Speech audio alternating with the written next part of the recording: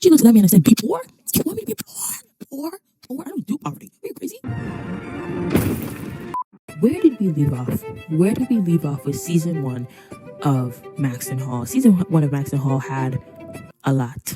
Okay, it had a lot going on. So let's just run through some of the major plot points that they, refreshed us with at the start of season 2, episode 1. Hello, welcome to my corner of the cloud. I hope to build a community of like-minded yappers. The world is burning. Let's sip tea together in the meantime. Honey, I have been so excited for this show to come back out. Season 2 of Maxton Hall. James, Beaufort, and Ruby Jane. Yes. Ruby Jane. Wait, is that actually her name, or Ruby Jane? Because Jane doesn't feel like Ruby Bell. Child, I was like, Jane does not sound like a last name. Anyway, Ruby Bell. Oh, iconic work. So this first episode is named Devastated, and girl,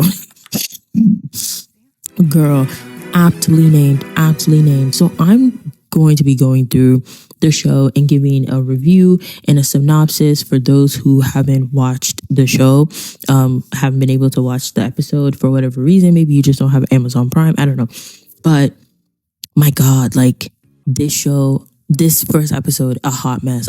So let's just get into it. First, they start off with like a cute little recap of season 1.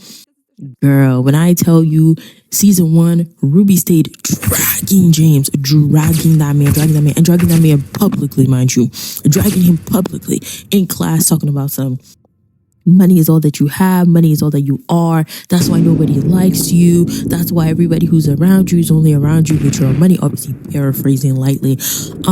Yeah, she was telling him you was never gonna be nothing for real. Let's be so for real. If you had no money, you wasn't really gonna be nothing for real. Gagged him so bad. He threw that chair back. He threw his head back. He snatched his bag and he walked out. Oh my God, dragging.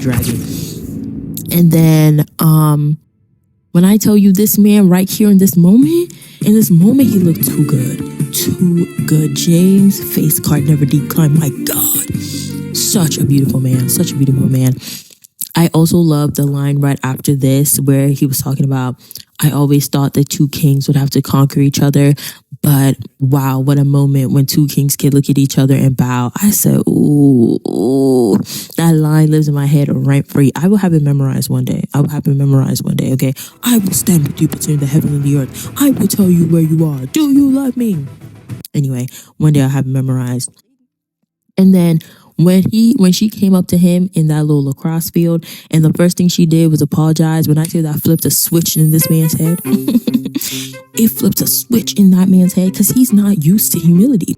He's used to when I come up in your face, right? When somebody's in your face being mad arrogant, humility, never. You never see humility. You never see them take a step back, reevaluate the situation and go, I was wrong. So when he saw this girl who was stepping to him like a titan, every moment she was stepping to him like a titan, whacking him over the head, whacking him again.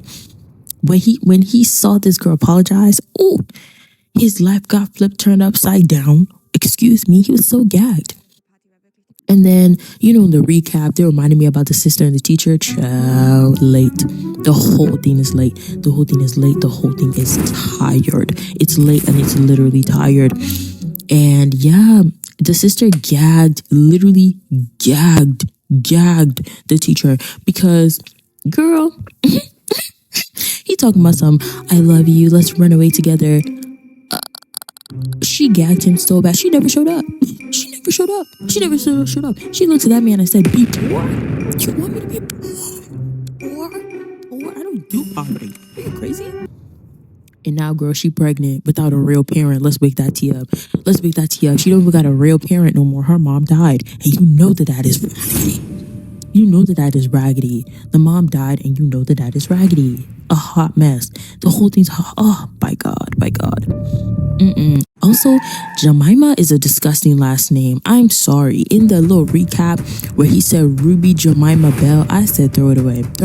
Jemima as a middle name, that's nasty, and I stand by that.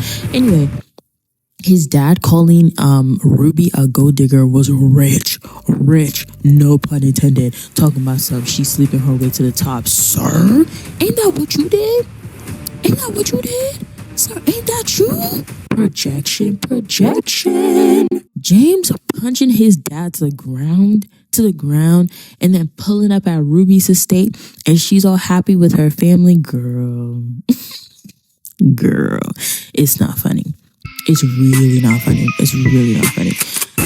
There are so many like sad and dark things that happen in this first episode that got a chuckle out of me, but I promise you, I know it's not funny. But they got a chuckle out of me. Anyway,